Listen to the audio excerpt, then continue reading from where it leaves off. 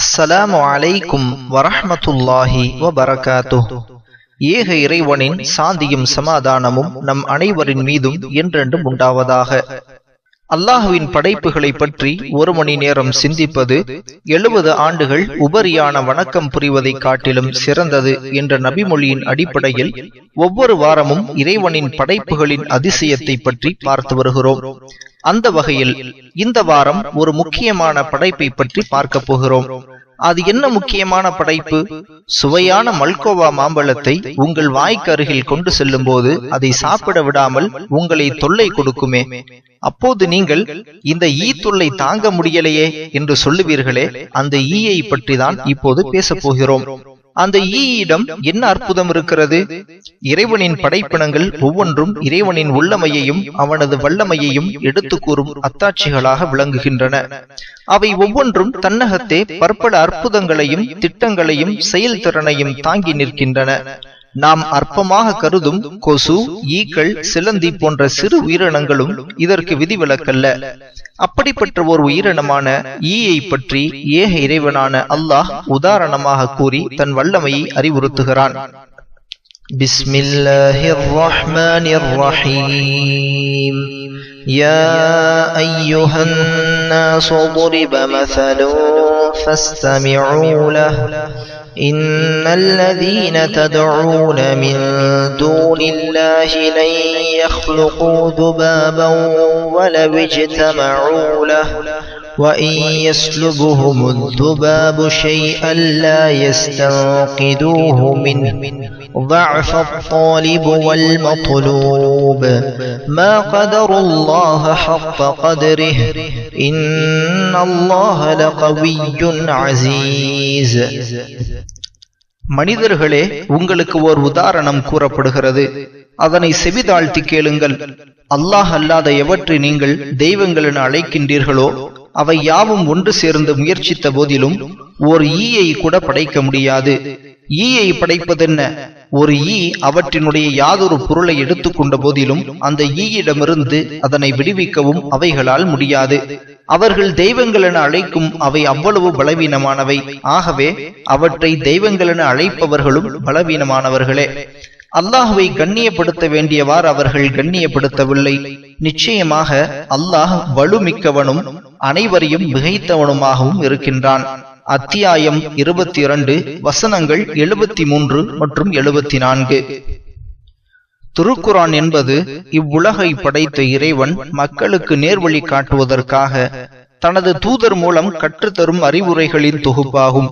மனிதனை சிந்திக்க வைத்து அவன் உண்மைகளை பகுத்தறியட்டும் என்பதற்காக அவனது படைப்பினங்களின் உதாரணங்கள் பலவற்றை திருக்குரானில் இறைவன் கூறுகிறான். பாமரர்களையும் படித்தவர்களையும் அவரவர் பாணியில் சிந்திக்க வைத்து உண்மைகளை உணரத் தூண்டுவது திருக்குரானின் மற்றொரு சிறப்பம்சமாகும். கற்றவர்களும் பாமரர்களும் சிந்திக்காத காரணத்தினால் செய்து வரும் ஒரு போலி தெய்வ வழிபாடு என்ற பாவத்தை அவர்களுக்கு உணர்த்தும் விதமாக அமைந்த இந்த வசனம் நவீன அறிவியல் கண்டுபிடித்த ஓர் உண்மையை தாங்கி நிற்கின்றது. அப்படி என்ன அறிவியல் உண்மைகள் இருக்கிறது? கொஞ்சம் பொறுமையோடு கேளுங்கள். சிக்கல் நிறைந்த உடலமைப்பை கொண்ட ஈயை பற்றிய விவரம் திருக்குரான் இறங்கிய 6ஆம் நூற்றாண்டு மக்களுக்கு நிச்சயமாக தெரிந்திருக்க வாய்ப்பில்லை. அது எவ்வாறு உணவு உட்கொள்கிறது என்பதும் எவருக்கும் தெரியாது. இந்த ஈக்களில் சுமார் 30,000 வகைகள் உள்ளன என்பதாக ஆராய்ச்சியாளர்கள் கூறுகின்றனர். ஒரு ஜோடி இறக்கை கொண்ட ஈயானது நொடிக்கு 1000 தடவை தன் சிறகை அடிக்கும் தன்மை கொண்டது. மணிக்கு 5 கிலோமீட்டர் பறக்கும் திறன் கொண்டது. அதன் ஒவ்வொரு கூட்டு கண்களிலும் சுமார் 4000 லென்ஸ்கள் உள்ளன. தன்னுடைய நுகரும் தன்மையை கொண்டே உணவுகளை தேடுகின்றன. ஈக்களுக்கு உணவை மென்று அரைத்து தின்னும் பற்கள் கிடையாது. அப்படி என்றால் ஜாங்கரி, மைசூர் பாக், தர்பூசணி போன்றவற்றில் ஈ உட்கார்ந்து கொண்டு என்ன செய்கிறது என்று யோசிக்கின்றீர்களா?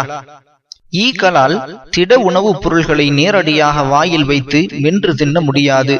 திரவ நிலையில் உள்ள உணவுகளை தன் வாயில் உள்ள ஸ்பாஞ்ச் போன்ற உறுப்பால் ஒற்றி உறிஞ்சிக் கொள்ளும். திட உணவாக இருப்பின் தனது உமிழ்நீரை அந்த பொருள்களில் உமிழ்ந்து அதை கரைத்து நீர்ம நிலையில் உறிஞ்சி நேரடியாக வயிற்றுக்குள் அனுப்புகிறது. இந்த அறிவியல் உண்மைகள் எல்லாம் பொருள்களை பெரிதாக்கி காட்டும் மைக்ரோஸ்கோப் சுமார் 500 ஆண்டுகளுக்கு பின்பு கண்டுபிடித்ததின் பின்னரே அறிய முடிந்தது. ஈ எவ்வாறு திட உணவுப் பொருளை திரவமாக மாற்றி எடுத்துக் கொள்கிறது என்பதை இன்றைய அறிவியல் நமக்கு தெளிவாக விளக்குகிறது. ஈ ஒரு உணவுப் பொருளில் அமர்ந்து ஒருவித எச்சிலை உமிழ்ந்து திடப்பொருளை திரவமாக்கி உறிஞ்சி நேரடியாக வயிற்றுக்கு அனுப்பிவிட்டால் நாம் அந்த பொருளை மீண்டும் கைப்பற்ற முடியாது. இதைத்தான் இறைவன் 1400 வருடங்களுக்கு முன்பு ஒரு பொருளை எடுத்துக் கொண்டு போனால் அவர்களால் அதனை அந்த ஈயிடமிருந்து திரும்ப கைப்பற்றவும் முடியாது என்று கூறுகிறான். அது சரி, ஈயிடம் என்ன அற்புதம் இருந்தாலும் இறுதி வேதமான திருக்குரானில் இதை உதாரணமாக உவமையாக சொல்ல வேண்டுமா என்று எண்ணுகிறீர்களா? இதனை அல்லாஹ்வே தெளிவுபடுத்துகிறான்.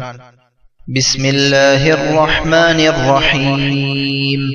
இன்னல்லாஹ லா யஸ்தஹீ அன் யضرب مثلا ما بعوضة فما فوقها فأما الذين آمنوا فيعلمون أنه الحق من ربهم وأما الذين كفروا فيقولون ماذا أراد الله بهذا مثلا يضل به كثيرا ويهدي به كثيرا وما يضل به إلا الفاسقين. கொசு அல்லது அதைவிட அற்பத்தில் மேலான எதையும் உதாரணமாக கூறுவதற்கு அல்லாஹ் நிச்சயமாக வெட்கப்பட மாட்டான். ஆதலால் எவர்கள் உண்மையாக நம்பிக்கை கொண்டிருக்கின்றார்களோ அவர்கள் அந்த உதாரணம் தங்கள் இறைவனால் கூறப்பட்ட உண்மையான உதாரணம்தான் என்று உறுதியாக அறிந்து கொள்வார்கள்.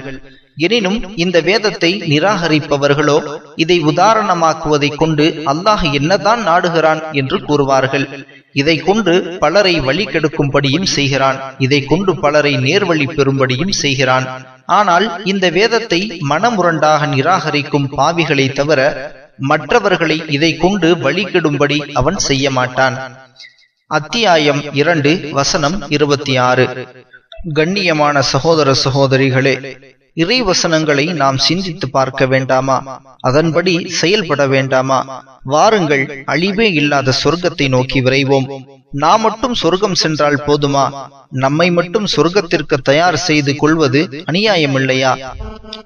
நம்மை விமர்சிக்க கூடிய, நம்மை எதிரியாக நினைக்கக்கூடிய சகோதர சகோதரிகளையும் கூட சொர்க்கத்தின் பக்கம் அழைப்போம், அதாவது சத்திய இஸ்லாத்தின் பக்கம் அழைப்போம். உலக மக்கள் அனைவரையும் சொர்க்கத்தின் பக்கம் அழைப்பதற்காக இந்த அழைப்பு பணியை வாழ்வின் கடைசி மூச்சு வரை செய்வோம். எல்லாம் வல்ல அல்லாஹ் நம் பணிகளை பொருந்திக் கொண்டு நம்மை சொர்க்கத்தில் ஒன்று சேர்ப்பானாக. ஆமீன்.